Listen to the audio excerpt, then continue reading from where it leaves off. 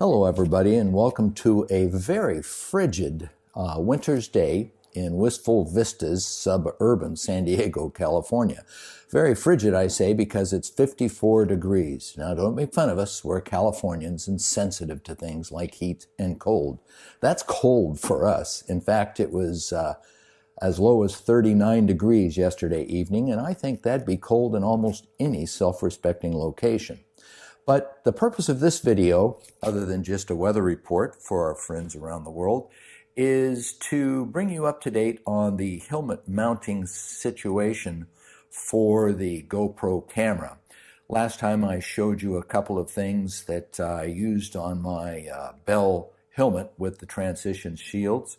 And what came up in the interim, I saw on a forum someone mentioned a mount by a company called UMOTOS, which is in the UK.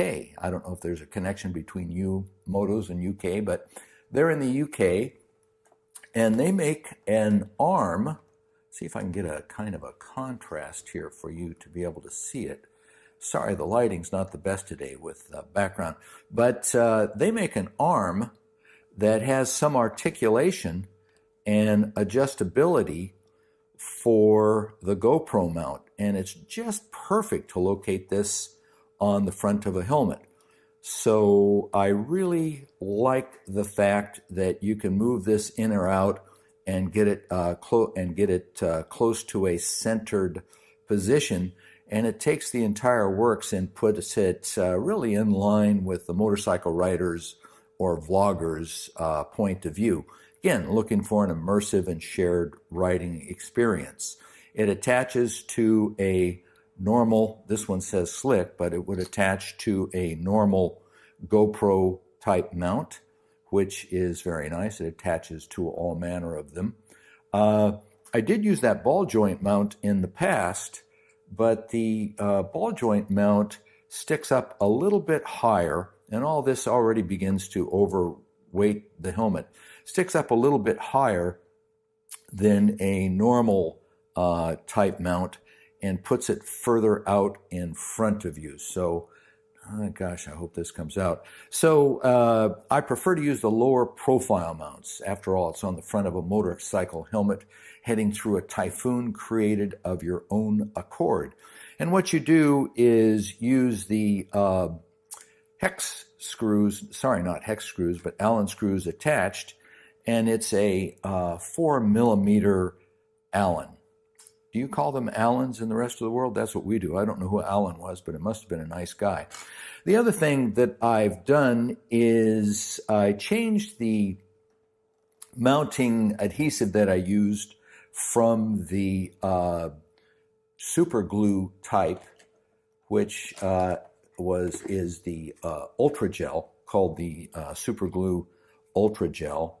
And I did that even though this Ultra Gel does have some pliability and buildup. It just doesn't have enough to overcome the differences between the curvature of the helmet and the curvature of the underlying GoPro mount. So what I did is went to good old Home Depot here in the USA and bought JB Quick, which is a mixing epoxy, and it mixes at a 50-50 rate. And what it allows you to do is to, again, hope this comes out, but you can see a little spillage there. I'm not too concerned about keeping this exactly underneath the mount there.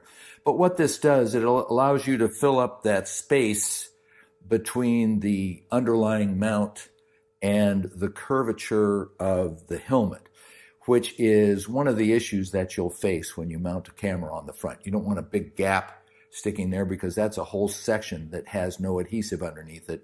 And this does do that. So I use JB Quick, and the final result, as you can see here, with the UMOTOS mount, gives me some adjustability, allows me to center the camera right in front of my line of vision.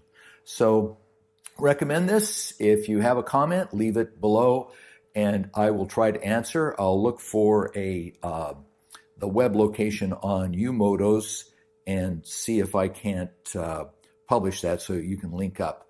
They shipped to the USA, got here rather quickly considering how far it traveled, and seemed to be an extremely trustworthy source for little hard to find items like that.